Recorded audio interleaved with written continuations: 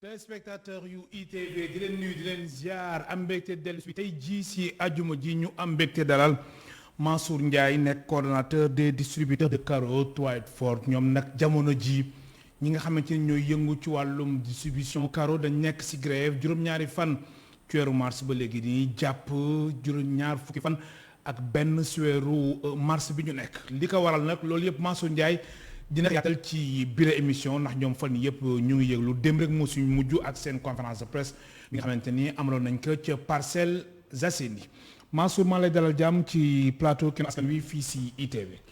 El Hadj Malick ñu ngi lay nuyu. di wax mbokk yi seen ITV yëpp. oui. asalaamaaleykum wa rahmatulah wa barakaatu. waaleykum salaam. di ziar waa kër gi yëpp di ziar mbokki téléspectateurs yëpp. di leen def seen wàccuwaay. te yaa ngi ziar aussi distributeur de carreaux yi. waaw maa ngi ziar distributeur carreaux yëpp ñu laa waroon a jiital sax. ndax ñoo nekk sama ginnaaw ñoo ma jiital may wax seen kàddu. di leen ziar yëpp di leen encouragé ci lii ñu nekk nii. di wax ne lépp suñu njariñ rek la ak njariñu sénégalais yi. moo tax ñu di ko def waaye defuñ ko pour sonal kenn di leen masawu ci coono yi. très bien alors d'abord Mansour Ndiaye lan moo tax yéen secteur bi ngeen nekk juróom-ñaari fan ci weeru mars ba léegi ngeen ni grève ngeen dem grève lan moo tax lu waral li ne mel. waaw li tax mooy xam nga nit bu fekkee dafa nekk ci dara di ci yëngu dem ba ci yàgg mu gis ne lii mu doon yëngu mi ngi ci ay loraange mi ngi ciy gis ay loraange. mooy gisatu ci njariñ wala njariñ li la taxul mu dugg ci. gisatu ko ci wala mu gis ne lii kat xëy na maa ngi ciy gis njariñ ba léegi waaye fa ma jëm baaxul ca kanam day def alerte taxaw liñ naan ku xamul fi nga jëm da ngay dellu fa nga jóge woon. ñun nag dellooguñ fa ñu jóge woon waaye dañu taxaw dematuñ dikkatuñ loolu mooy boycott bi. ci loolu la nekk demul dikkul daal pour le moment dañu taxaw léegi nag dañu xool ba xam yoon wi ñu sóobu woon est-ce que dañu continuer wala dañuy dëpp. très bien lan moo leen metti. waa bokk na ci li ñu metti bari na point yu bari la. ndax it xëy na kenn ku ne am nga loola metti loo xam ne mettiwul sa morom mais bu ñu wax dañuy wax li metti ñëpp. li metti ñëpp ndax li nga xam ne kenn. loo xam ne intérêt général la foofu la ñuy waxee. ndax li ñu metti mooy xam nga ñun dañu nekkoon ay importateur di jaay carreau. usine Whiteford bi mu fi ñëwee fii yàggul. ay quelques années rek la fi def. mais avant mu fi am usine. mais nangu nga ni usine bu am solo la. usine bu am solo la. te loolu sax ci kanam tuuti daan si. non usine bu am solo la usine bu baax ci Sénégal la. ndax it produit matière bi nga xam ne ñu ngi koy liggéey di ci liggéey carreau mi ngi fi nekkoon di nelaw amuluñu benn njëriñ. kon moom bu fekkee ne mi ngi koy produit ñu di ko jëriñoo rek même bu fekkee ne sax gisuñ suñ bopp am na njëriñ. bien sûr léegi nag li ñu bëgg mooy ñu fexe ba comme moom ni mu ciy gise boppam sénégalais yi gis ci seen bopp. ndax xam nga li xel nangu mooy ñun bi ñuy jaay carreau doon ko jaayee prix boo xam ne xëy na xawoon na fekk client yi boobu dañ ko doon importer. importation bi metti woon na. ñu dem ba usine ñëw Sénégal yëpp li ñu ko mooy dafa war a wàññiku. ndax am na matière première yi nga xamante ni fii la. donte du lépp waaye am na matière première bi ci ëpp solo mën nañ ne fii lañ koy jëlee. fii la si tamit yëpp si ay régions yi nga xamante ni moom mooy ay Kaolack ay Kédougou ak ñoom seen. foofu lañ koy jëlee d'abord kon suñ suuf lay utiliser. kon war nañu ciy gis suñu bopp mais client bi sax ñun bu ñuy jaay client bi du comprendre pourquoi carreau bi ngeen koy importer mu yomboon usine bi ñëw ñu koy liggéey fii Mbour Sindia mu gën a cher duñ ko mën a expliquer client bi ñun. mais explication boobu lan la. explication lan boobu moo koy waral lu tax mbir mi. li koy waral bokk na ci mooy ñu doon. te matière première bi am na loo xamante ni fii lañ koy jëlee. fii lañ koy jëlee du ma ci dugg ndax maîtriser wu ma 100% ñaata pourcentage bi lan lañ fiy jëlee ak ñu fiy jëlee.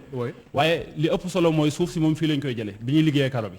fii lañ koy jëlee loolu nag moo tax ñun carreau bi dafa war a yomb ci ñun bu pour mu yomb ci commerçant yi mais pour mu yomb ci sénégalais yi la. ndax xam nga commerçant du jaay di perte te usine bi bu xëyoon ne dama yokk ci carreau bi 1000 francs commerçant bi danaan dama ci yokk 1000 francs ci kan lay metti ci client bi lay metti comme yow bu fekkoon da nga war a carreau sa kër ñu defal la devis ne la 2 millions la bu fekkoon ne daaw 2 millions nga carreau woon sa kër nga tabaxaat même kër tey dañ ko carreau 3 millions ndax presque 50% wala mu ko ëpp yokku na ci loolu nag mooy li nga xamee ne bokk na ci li ñu metti ñu bëgg carreau bi bu fekkee ne mën na fexe ba mu yomb ci Sénégal mu yomb ci Sénégal yomb ci Sénégalais yëpp ñu mën ci jot. très bien alors Mansour Ndiaye yéen seen secteur bi ngeen nekk secteur bu am solo la ndax foo tourné si Ndakaaru Ndiaye ñu ngi tabax te ku wax tabax tamit wax tamit karo te gis na ni mu nekk secteur boo xamante ni dafa nekk forte croissance am solo si pàcc yu bëre te yéen gisoo leen seen bopp loolu est-ce que du paradoxe. Effectivement li tax gisuñu suñu bopp mooy wax naa ko ci commencement bi ñun dañ doon importer. dañ doon importer. avant usine bi di ñëw avant usine bi di ñëw. très bien bi usine bi ñëwee mu tombé ak daanaka dafa dawal quelques mois rek pandémie Covid 19 bi ñëw. catastrophe yi commencé di tàmbali. ay jala léegi yu takkarnaas ñi daan dem Chine mënatuñoo dem. importation bi yokk na fret bi doublé wu na ay yoon ci ginnaaw. léegi nag loolu ñu gis ne léegi li ñuy importé di ko indi ak même bu dul dara sax lii ñu ngi ko daan jëli bitim réew am na suñu réew. nañ bàyyi di ko bitim réew wala ñu wàññi ko di ko jënd ci suñu réew. loolu moo taxoon ñu ci bari arrêté seen importation di liggéey ak usine bi mais commencement bi ñu ngi ci doon gis seen bopp. mais dañu dem ba ci biir gisatuñ ci seen bopp. te it wax dëgg yàlla nit it fépp foo xam ne nit toog na fa yor ay njaboot bu sañoon toujours muy gis boppam ci loolu. léegi nag loolu bi loolu amee ñu gis ne ñun xëy na mënutuñoo dellu ci importé wala buñ see delluwaat it dana metti ndax mënutuñoo voyage daanaka. te seen yaakaar gu bëri da ngeen ko tegoon si usine bi. suñu yaakaar bu bëri dañ ko tegoon ci usine bi. ñi xamante ne da ngeen doon importé am na ñoo xam ne sax waxuma la seen yaakaar ju bëri seen yaakaar 100% mën nañ dañ ko tegoon ci usine bi dañu mujj andi seen lépp lu ñu daan def signé ak contrat usine bi di jaay karo usine bi kese. am na ci karo usine bi kese amuñ sax droit jaay beneen karo.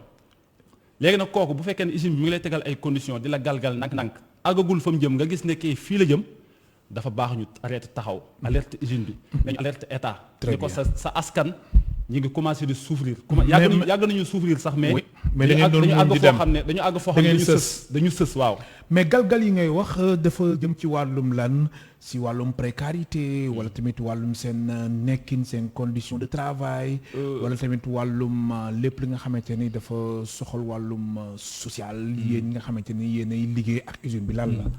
non galgal yooyu bokk na ci yokk gi mu yokk karo bi baaxul ci commerçant bi baaxul ci askanu Sénégal waaye baaxul ci commerçant bi karo yi dafa gën a cher. karo yi wax naa ko dafa yokk presque plus de 50%. est-ce qu'il y a matière bi léegi moom moo tamit xaw waaw loolu danañ ci dugg ndax ñoom biñ demee démb jugee tax ñu def démb point de presse dañu fa jugee dañu demoon dem négocier ji dañu amoon négociation ak ñoom dañu demoon négocier ak ñoom. bien sûr mooy dem si suba la woon sax mbir mi démb waaw bi ñu jugee foofu ñu def point de presse am na ñu expliqué ne li moo tax karo bi cher mais mosuñu ko expliqué. mosuñu leen ko expliqué waaw ñun dañu bëggoon même bu fekkee yokk mënul ñàkk jamono moo ko laaj. oui lépp a ngi yokk. mais ñoom lan ban explication nan teg si table bi ni lii moo tax karo yi yokk. waaw ñoom li ñu wax mooy matière première bi moo cher te li ci ëpp.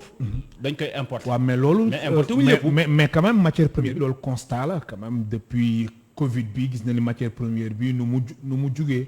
xam nga ñun ay commerçant lañ. mais ba tey wala yéen loolu convaincre leen. déglul ma wax la ñun ay commerçant lañ. oui jaayuñ karo kese xëy na am na ci ñoo xam ne karo kese la ñuy jaay wax naa am ñoo xam ne sax même karo taille fort dong la ñuy jaay. mais ñu dañoo kenkaare di jaay ay fil di jaay ay lampe di jaay ay yeneen ñi ngi gis matière yëpp du yokk c'est normal karo yokk waaye yokk gi dafa jéggi dayoo. xamuñu dañ daan xamuñu manière simple xamuñu waaw ñun dañ daan voyage. très bien. ba léegi ñi nga am ay contact ak usines yi ci biti. oui dañuy xam karo bi diggante pandémie bi ak léegi li moo fi yokk ci biti. très bien usine bi buñ ko comparé ak li usine bi yokk. oui dafa multiplier wu. alors Mansour Ndiaye léegi nañ simplifier mbir mi su ko defee ñiy seetaan gën a comprendre. soo nee mbir mi dafa yokk bi dafa jéggi dayoo. lan la woon ñaata la woon ak fan la dal yi. waaw xam nga mun ma wax prix fixe nañ lii la woon ndax it. usine bi it mais mën nga def estimation. waaw usine bi dafa dugg ci biir. oui dafa am ci biir. ay prix yoo xam ne daf koy jaay ay clients yu bokkul loolu it xëy na ñu wax ne légalul. ah bon waaw ndax ay clients yoo xam ne dañ naan clients yi dama leen di jaay prix bi clients yi ma jaay leen prix bi. clients yi ma jaay leen prix bi jaayul benn prix. dañ leen defal faveur. daf leen defal faveur bi ñu waxee nag nee na loolu daf leen di protéger pour ñu mën a jaay yeneen clients yi moo tax mu seeral yi yëgal yi wàcce yi ak loolu doonte du lay boo xam ne ñun mën nañu ko dégg. mais pourcentage bi nan la toll. ba ni nu mu chéré pourcentage bi dafa jéggi dayoo plus de 50%. si augmentation. ci misaal lu mu doon jaayee 2200 bi mu démarré mi ngi ci 3300 tey du ma tudd benn karo mais lu mu daan jaayee 2200 ñoom bu ñu ma seetaanee wala ñuy jaay karo seetaan ma danañ xam li may wax li mu doon jaayee 2200 mi ngi ci 3300 francs. xam nga loolu rek 50% la. te yéen loolu da leen di gaañ yéen distributeurs yi ak importateurs yi. daf ñuy gaañ li tax mu ñuy gaañ mooy. oui askanu Sénégal la njëkk a gaañ.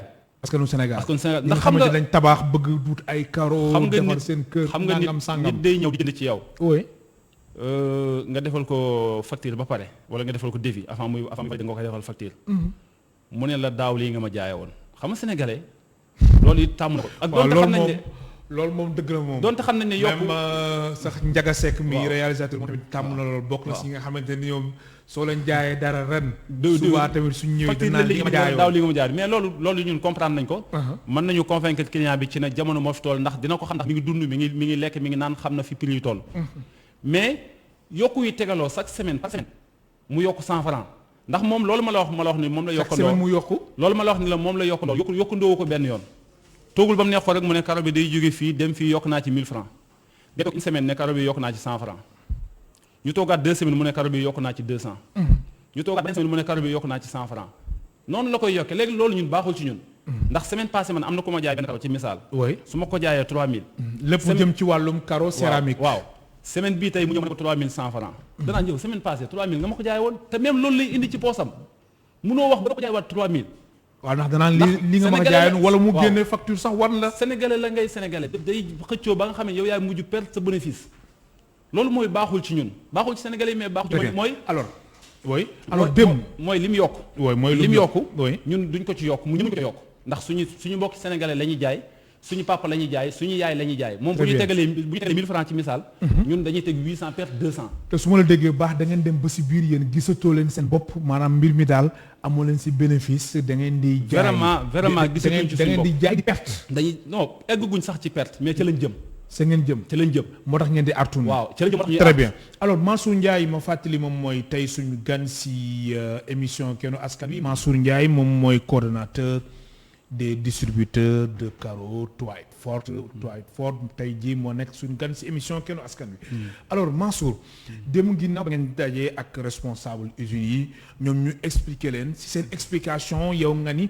dañ leen jox benn explication boo xam ni convaincre leen mooy matière première yi jamono ji moom moo waral li nga xamante ni moom moo di carreau yokku si réew mi alors su dee soo matière première yi responsable usines yi yéen explication nañ leen jox yi nga xamante ni moom moo tax ba léegi tegee ko leen seen tànk yéen a ngi si grève ba tey waaw bokk na ci explication yi ñu jox ñun dégg nañ ci waxam ne moom day xool moroomam yi nekk fii ci dëkk bi jaay carreau ak donte ñooñu it ci xeex bi lañ ñun xeexuñ Dwight Ford dong sax xeexoo leen dañu xeex étranger yi fi nekk di indi carreau ba noppi di néewal doole sénégalais yi ndax Dwight Ford dong nekku fi xëy na moom moo yor usine moom lañ mën a waxal ne ko suñu dëkk nga nekk di fi produire wàññeel carreau bi sénégalais yi ma ci gis seen bopp yërëm leen ndax seen dëkk nga di ko liggéey mais am na ñeneen ñoo xam ne ay indien ñi ngi fi seen réew ñoo leen boot ay usine di leen wàcceel lu leen neex ci carreau ñu di ko jaayee lu leen neex am na ci wax dëgg yàlla nag Sénégal dafa ubbeeku comme dëkk yëpp am nañ droit ñëw ci suñu réew di liggéey comme ñun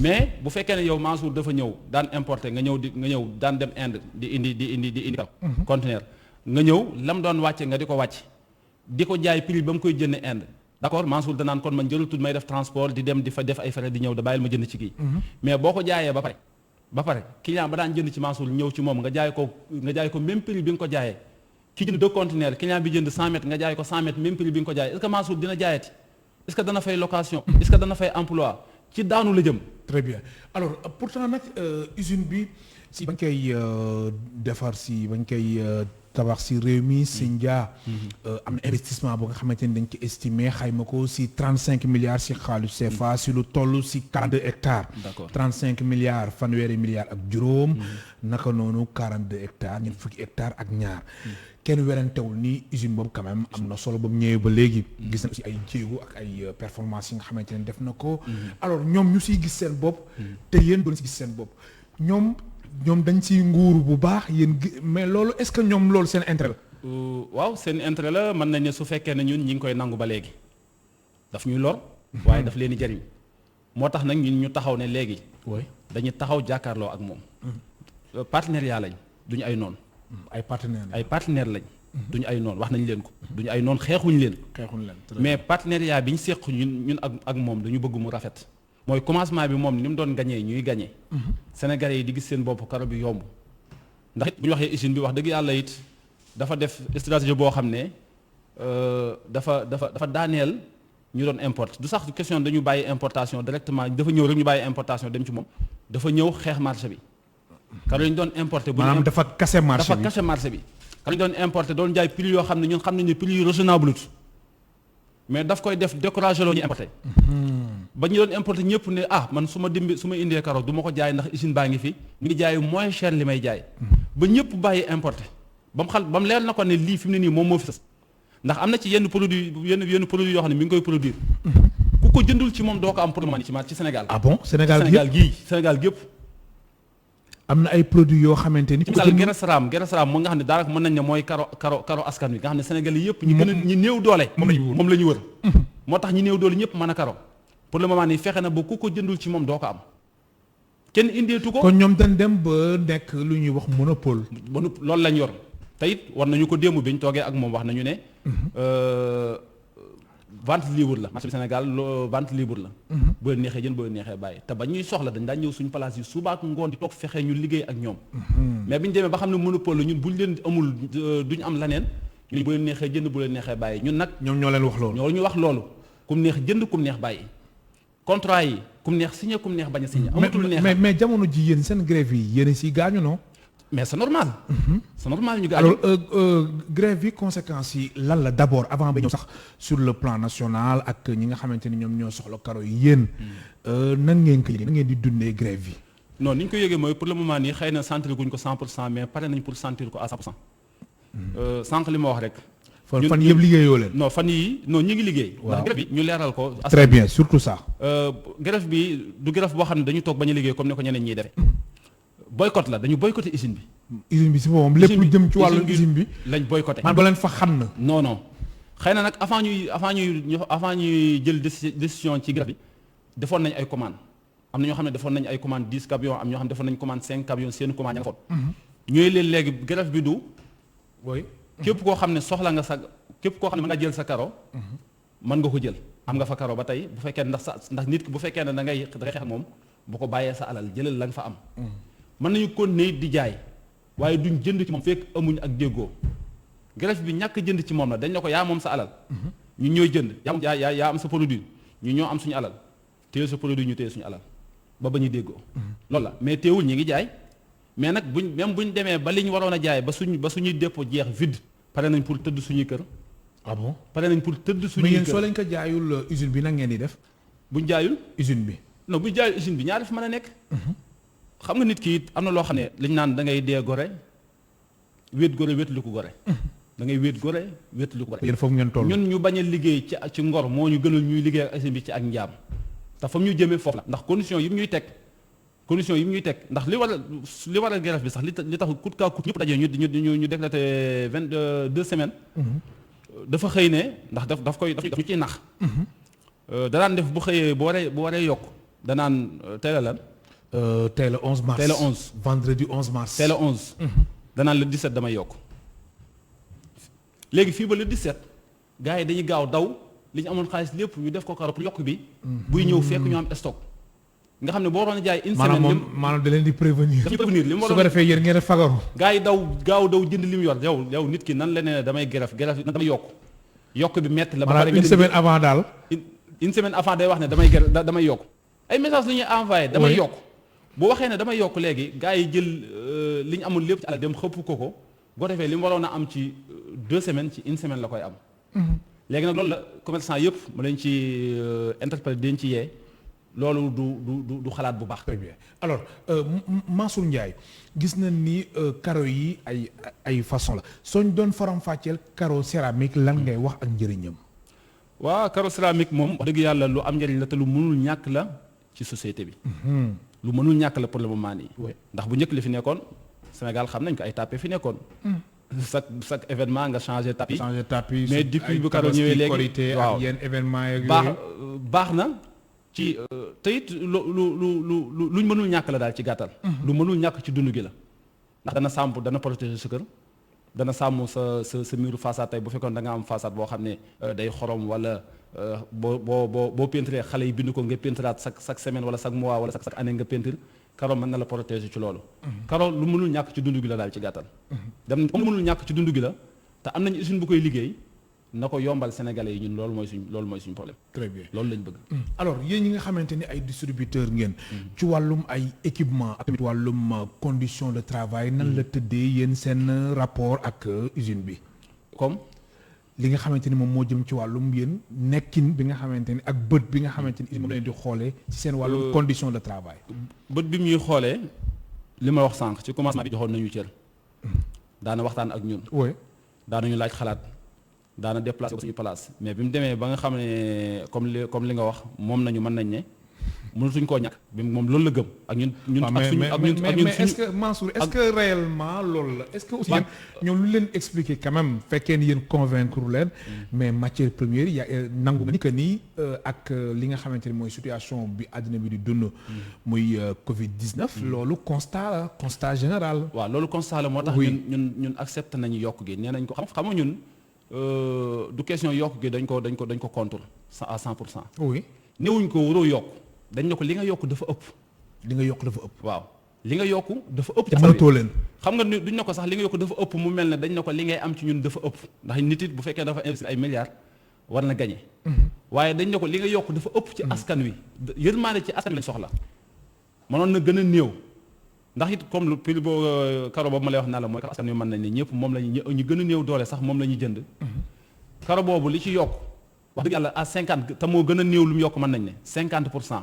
50%. bu doon jar 1000 francs tey mi ngi jar 1500 bu doon jar 4000 francs tey mi ngi jar 5500 wala 6000 francs loolu dafa metti ci askan wi. dañu war a yërëm askan wi kon jamono ji ñuy importer caro bëriwul.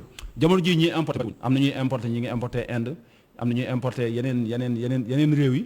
mais ñi importer Chine moom li ma leer mooy bëriwul. mais même ba tey usine bi quand même waa Chine ñoo Chine la nekk tey wax dëgg yàlla état am daf koy protéger ñu nit war nañu entrepreneur état mu protéger askanam comme ni état Chine di protéger usine bi suñu état war nañu protéger lépp loo xam ne usine bi mu ñu koy def te légalul war nañu ci dimbale ndax état mais pourtant même njiitu réew mi président Macky Sall ci conseil des ministres bi nga xamante ni daaw la woon gisoon nañ ñi liggéeykat yi nga xamante ni ñoo nekkoon ci boobule usine président Macky Sall mun doon tamit ñaax kilifa yi ak ministère yi nga xamante ni ñoom la mbir mi soxal ñuy bàyyi xel bu baax a baax liggéeykat yu fa nekk kon état bi quand même yéen tamit mu leen di bàyyi xel wala da ngeen jàpp ni da leen di xaw a seetaan jamono ji waaw xaw nañ ci néew doole daal du ma ne état daf ñu seetaan oui waaye ñun néew nañ doole ci xeex bi ndax it da ngeen wéet ci xeex bi dañu wéet ci xeex bi ndax it njëkkoon nañu fi am problème boo xam ne ñiy jaay karo ñëpp ñoo ko amoon pas ñiy jaay karo usine bi kese oui problème boobu bi ñu ko amee dañu ci la association bi juddoo woon. très bien muy ban problème. problème bi ñu amoon mooy dañu toog ba ci yàgg rek douane yokkal ñu 1 million par conteneur karo nag ba pare préciser karo 1 million. coow bari woon na usine bee ne ci ginnaaw moo fexe douane bi yokkut mais ak lu mën di xew bi ñu demee négociation douane def ne 500000 la mën a teggi. ñu ànd ci ak assise ci xeex bi moom moo ñu ci bootoon. douane ne 500000 la mën a teggi kon day teg 500000 ci conteneur karo bu ne. léegi yokk googu dafa tax ñu doon importer sax waxuma li usine bi doon def wàññi prix yi de mais yokk googu douane yokk dafa tax ñu doon importer gën a découragé wu ndax seen karo day gën a ceraat karo usine bi di gën a wàññiku waaw parce que xam nga bu fekkee ne douane yokk na conteneur karo bu ne 500000 oui li ma la wax commerçant bi du jaay di perte 500000 boobu daf koy tegaat ci prix karo bi même bu dee 100 francs par mètre carré wala 200 francs par mètre carré daf ko ci tegaat kon karo bi day yéeg très bien léegi nag usine bi moom di wàññi ba gars yi découragé wu ba nga xamee ne importation moom sa waratuñ ci ñu toog benn yoon di liggéey ak usine bi mais ñu dem ba ci biir ñu gis ne liggéey bi arrangé ci usine bi la arrangé moom toujours tey ci misaal bu ma la joxee ne bu ñu daan commandé benn camion karo 7 millions daaw 7 millions daaw ren ñu ngi ci 13 millions par camion. ñaata nga ni 13 millions camion bi presque loolu double bi la. presque double bi la loolu laa la wax dama ne la karo bi gën a néew lu mu yokk 50% la yokk kon am na yoo xam ne yokk nañ 80% am na yoo xam ne yokk nañ 70%. loolu presque double bi la camion bi nga naan amee 7 millions 8 millions yaa ngi ci 12 millions 13 millions. léegi te ñun ñu gis li lay wax ne ñu ngi loru mooy su fekkoon ne camion bi da nga ko daan jaay ci misaal daan ko jëndee 7 millions. boo ko jaayee pare di nga am bénéfice su 100000.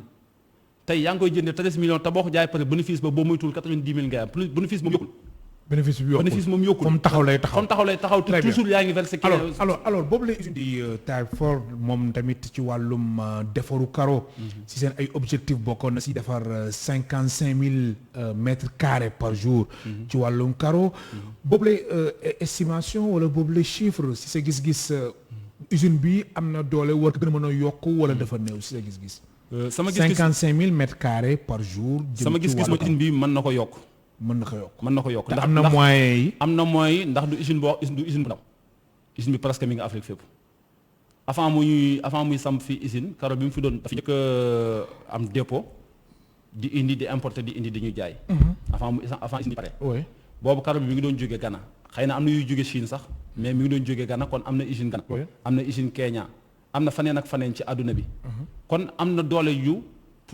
ko may mu produire lu ëpp loolu ndax it usine bi du question rek Sénégal lay jaay xëy na ñun même bu ñu boycotté it usine bi mi ngi jaay ndax mi ngi jaay sous région bi mi ngi jaay Gambie mi ngi jaay Mali mi ngi jaay xëy na Mali sax arrêté nañ ko ndax ak kii bee tax waaw problème mais yi mi ngi jaay yeneen Guinée réew yi Mauritanie yëpp kon xëy na mën na ko bañ a yëg 100% mais ak lu mën di xew ñun milliards yi ñu ko doon versé par mois moom dana wàññi ko waaw ak lu mën di xew très bien dana alors wàññi lu jëm ci wàllum respect lu ñuy wax respect des normes de sécurité respect des normes sanitaires loolu tamit yéen a ngi koy sàmmanteel yi nga xamante ni yéenay liggéey usine bi en tant que distributeur waaw non xam nga loolu mënu ma ci doon ndax ñun du question ay distributeur lañ ñoo xam ne usine bi moo ñuy fay ñu di ko liggéeyal oui loolu ñu nekk ci biir usine bi oui ñoo mais yéen quand même da ngeen fay dem di liggéey usine bi non ñun mën nañu sax liggéey ak usine bi te duñ fa dem man mosuma teg sama tànk usine ba xëy na am nañ fii bureau Dakar mën naa mais fa sa dem gars yi am na ñu fay dem am ñu fay dem waaye boo fay dem it visite nga fay dem wala dara mais yow li lay soxal xam nga ñun ay commerçant lañ usine bi dafa ñëw fekk ñu am ci place di jaay karo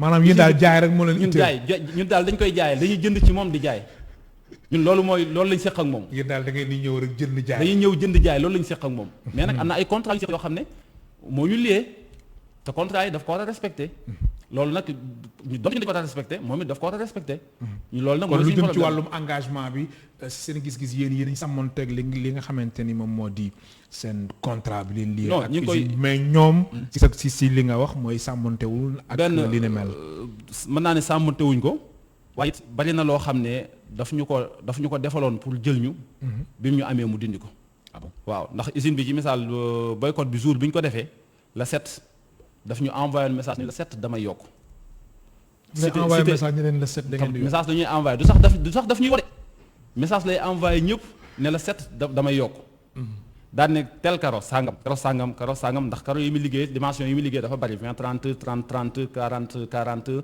yi muy jaay dafa bari danaan tel le 7 damay yokk tel karo ñun nag ñu réunion le 6 dimanche le 7 lundi ñu ne kenn jënd bala 21 bokk na ci loolu mooy li dafa defandoo ñaari mbir yoo xam ne daf ñuy gaañ benn mooy yokk bi ndax 100 francs yooyu ñun man am na yërmande bu ñu am ñun duñ ko tegaat ci karo bi donte am na ñoo xam ne ñu bari dañ ko ciy teg waaye léeg-léeg da nga yërëm client bi ba doo ko ci teg te it man daal na ma ko rek am na ku ma woo bëgg karo bi ma wax 100 francs yooyu nangu ko ci teg dama ko mujj jaay maanaam yow fekk yow li nga ko doon jaayee moom la ko bëgg a jëndee moom la ko bëgg jënde avant yokk bi la ma ko doon jaayee moom la ko bëgg a jënde ma wax mu ne ma lii laa xas ba calcul ma jaay ko ndax ay sénégalais lañ xëy na usine bi ngay dem doo am foo waxaale wala boo waxaalee doo faale mais ñun entre sénégalais ak sénégalais bu dañuy waxaale très bien ñaareel bi mooy waxuma la 7 damay yokk mu yokk ci ne benn comme que ñun suñu bénéfice mi ngi doon wàññiku moom daf ñu mayoon benn 1% boo xam ne da nga koy am ci boo jëndee facture boo jëndee daf lay may 1% ci li nga jënd ak nu mu di toll même boo jëndee 10 millions daf lay may 1% léegi 1% mu ne la 7 damay yokku waaye damay dindi 1% ba loolu nag neexul wax dëgg yàlla loolu mooy dama yokk karo bi du fois ndax 1% boobu même bu ko dindee xëy na man daanaa wàññi karo bi mu yomb ngir 1% boobu xëy na maa ngi koy am mais bu ko dindee 1% boobu même man dama koy tegaat ci karo bi te su ma ko tegaatee ci karo bi consommateur bi moo koy dund. très bien Mansour Ndiaye coordonnateur des distributeurs de carreaux Twightford moo nekk tey suñ gan si émission Kennu Askan Wi.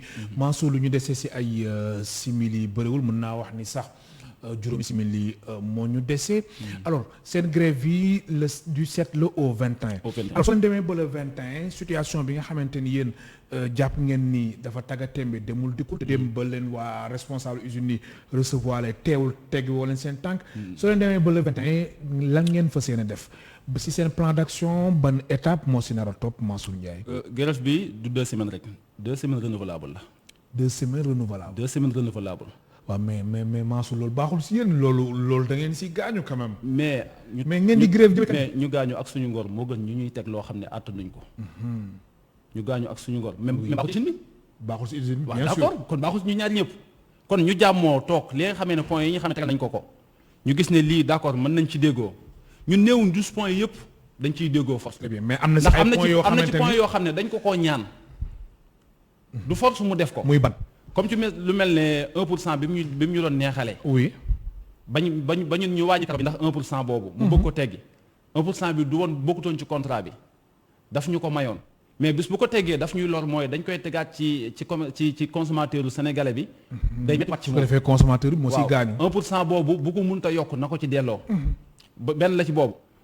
bokk na ci yi nga xamee ne doon nañ ko ñaan mooy am na bis boo xam ne daf koy def mensuel mois bi li ngay jënd am na 2% wala beneen 1% boo xam ne daf la ko jox bokkut ak 1% bi mu lay wàññil ci facture bi ndax 1% bi mu tegoon boobu daf ko wàññi ci facture bi am na 1% boo xam ne mensuel daf la koy jox. ak beneen 2% boo xam ne daf la koy joxaat. mais loolu ay faveur yu leen defal loolu ay faveur yu ñu defal la mais yéen usine mu leen defal ay faveur ba pare ngeen tamit met ngeen ni da ngeen di grève yéen tamit. waaw mais faveur yooyu ñu mu ñu defal bu ñu demee ba gis ne mi ngi koy wàññi benn par benn du jot ñu taxaw. mais peut-être aussi ñoom aussi dañ commencé gaañu si mbir mi. non non loolu moom. yaakaar wala yow gëmoo loolu. non loolu mënuñ ko gëm. sérieusement wala gëm ni yow usine bi moom ak seen affaire tey la gën. non loolu moom mënuñ ko gëm ak information yi ñu am ci biteeg wax dëgg yàlla mënuñu gëm. ak information ngeen am si biti que ni ñoom seen chiffre d'affaires dafa yokku. non du question seen chiffre d'affaires ñoom mënuñ ci dugg. mais comme information yi ñu am mooy. Karo normalement lii war na ko mën a jar dañ koy xam ndax dañuy jokkoo ak usine bi biti. mais Karo cher na. Karo cher na d'accord est-ce que jotul aussi ñu wàññi ko. askan bi dafa jot usine bi surtout usine bi. non waxuma sax usine mais d'une manière générale Karo même muy usine boobu ak ñeneen ñi dafa cher. muy usine bi muy indien bi muy ñëpp. Karo cher na. oui te jamono bu ñu tolloo foo xam ne jamono metti ñëpp a war a souffrir metti bi du question rek ñun ñoo koy souffrir usine bi moom di gën a jëm kaw. dafa war a metti ci moom mooy fii jamono jii mënul neex.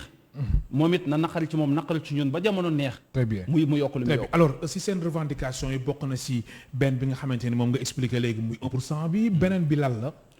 bokk na ci revendication yi ñu tegoon ci taabal ji mooy na wàññi karo bi. na wàññi karo bi. boobu moom moo ñu gën a yitteel ndax loolu xëy na 1% bi sax boo ko waxee da nga naan intérêt commerçant yi la ak yooyu. mais intérêt sénégalais yi la. intérêt sénégalais ndax yow am na prix boo may fay ma jaay la 1% bee tax ma mën la koo jaay mais bés bu ñu tegaatee 1% bi du ma la ko mën a jaayati. mais lu mën di xew nañ wàññi karo bi waxuñ sax yokk bi mu yokk la set de na ko andi mais na wàññi karo bi ba nga xamee ne sénégalais yëpp dañ ci mën a jote comme que suñu réew lañ koy liggéeyee. sénégalais yëpp mën ci jote. mais nangu nga ni seen secteur bi secteur bu am doole la industrie des carreaux céramiques ndax comme ni ma la ko waxee woon sànq fii foo tourner macha allah nit ñi ñu ngi tabax di yëkkatiwaat. suñu secteur bu am doole la.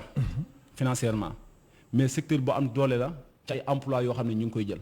ci ay emploi yoo xam ne ñu ngi koy jël. ndax ay milliers de personnes. mën naa ne sax millions mën naa ne ñi ngi ciy liggéey. ndax kenn ku ne boo ubbee sa boutique yaa ngi fa teg sa 5 personnes wala 10 personnes. très bien ñi nga xam ne ñooy jaay ñi nga xamee ne ñooy. mais pourtant même usine bi ba muy usine bi bañ koy defar fii si Sénégal bañ koy tabax. si comme li ma la waxoon sànq wàllum investissement de 35 milliards et 42 hectares. si seen objectif aussi bokkoon na si ñu jël 1500 emplois yoo xamante ni ay emplois direct la. ay emplois direct. waaw loolu bokk na ci te it mun wax fii ma toog ne jël nañ ko wala jëluñ ko. mais ak lu mën di xew nañ xam ne daal ñun ñi nga xam ne ñu ngi commencé loru te usine bi moo ñu lor ak yeneen étranger yi nga xam ne ñoo fi nekk fii ci Sénégal. na suñu gouvernement xam ne ñi ngi loru. askanam ñi ngi commencé souffrir te ñi ngi jëm ci retraite lañ jëm mën nañ ne. ci kanam ñaata ngeen. non mënuma la wax exact ñaata lañ. ndax. wala mbir mi dafa tasaaroo daal mbir mi dafa tasaaroo ci Sénégal gépp dafa yaatu mais daal ak lu mën di xew. bu ñu matul million moom xanaa war nañ ko gañ war nañ ko jege. distributeur non du ma ne distributeurs yi mais ak ñi ñu boot. ak ñi ngeen boot. ndax it xam nga bu fekkee ne boutique bi moo ko moom mais bu demee retraite bu tëddee ñi ñëppay sonn. ñooñu ñëpp lañ bokk. waaw te ñun dañu yor ay emploi yoo xam ne dañ leen di fay par weer di fay location di fay lépp kon état daf ñu war a dimbale ci loolu xam ne askanam jaaykatu karo yi duñ ñu ndaw fii Sénégal foo tourné da nga gis jaaykatu karo. kon duñ ñu ndaw nañu dimbale ci lépp loo xam ne gis na ne usine bi mi ngi koy def te du yoon moom moo ñu ci mën a dimbale. très bien alors Mansour Ndiaye sa dernier mot lan la yow mi nga xamante ni yow yaay coordonnateur des distributeurs de carreaux. sama dernier moom mooy di sant mboolem distributeur carreaux yi nga xamee ne ñi ngi ci Sénégal distributeur carreaux yi. oui mais di sant mboolem jaaykatu carreaux yi ndax it du ñu ndongo ñoo nekk ñoo ànd ci boycott bi même ñi nga xamee ne liggéeyuñu ak taille fort duñu ay distributeur taille fort mais ñi ngi jaay carreau taille fort ak ñi jaay yeneen carreau ñi ngi ñuy soutenir ñi ngi ànd ak ñun xeex bi ndax it du ma ne ndax nee naa la xeex bi du taille fort dong du question li ñu naqari taille fort kese moo ñu ko teg même indien yi nekk fii di indi ay centaines de conteneurs di concurrencer ak ñun ci concurrence boo xam ne légalul. maanaam da nga bëgg wax ni foofu concurrence déloyale moo fa am. loolu nga bëgg wax. 100% terme boobu nga bëgg wax à 100%. oui à 100%. ndax nit ki mënoo yow sa usine Inde samp la fii di la jox carreau bi comme yow mi ngi li ma benn waay misaal léegi yow nga nekk jaaykatu gerte fii sa papa nekk dëkk ba di bay gerte di la jox ngay jaay di ko jox yemoo kii dem di jënd gerte di jaay. mais jaay la ba noppi nag client yi nga war a jaay ay 100 mètres 200 mètres mu di leen jaayaat ci suuf loolu it wax dëgg yàlla mooy daaneel sénégalais yi nekk fi. te loolu daal mooy sama dernier mot. état jàppale ñu ci. ba ñu mën a continuer di liggéey jàmm di dundal suñu njaboot ci jàmm. très bien di sant jaaykatu carreau yëpp di sant président ACCS Sila. di sant président Assis bi nga xamee ne moom moo ñu boot Xaadim Sila ba tey moom it. di sant mboolem koo xam ne bi nga ànd ci greffe di leen masaw di leen xam ne dana metti waaye bu jaree ñu tëdd suñuy kër daf koy jàmm. bu leen fa àgg bu leen fa àgg. bëgguñ fa àgg. mais it mbir bu ko ñaati séqee kenn ko da ngay xool li nga xamee ne moom ngay jàpp ak moom ngay bàyyi mais duñu la indil 12 points nga ne benn bi rek laa mën a des mënuma ko loolu it day xaw a métti ci maa lay gërëm baax di la sant. ñu ngi lay gërëm baax El Hadj Malick di gërëm mbokk yëpp. di ko gërëm baax di ko sant mu nekkoon Mansour Ndiaye coordonnateur des distributeurs de carreaux taille fort moo nekkoon tey su gan si émission kennu askan wi mbokk téléspectateurs yéen tamit amul seen fay ñu leen di gërëm baax di leen sant Ndiaga Seck mu nekkoon ci réalisation bi ci son bi Iba Mar Sène ci caméra yi Moussa Dia jaa ngeen jëf bon week-end. Merci.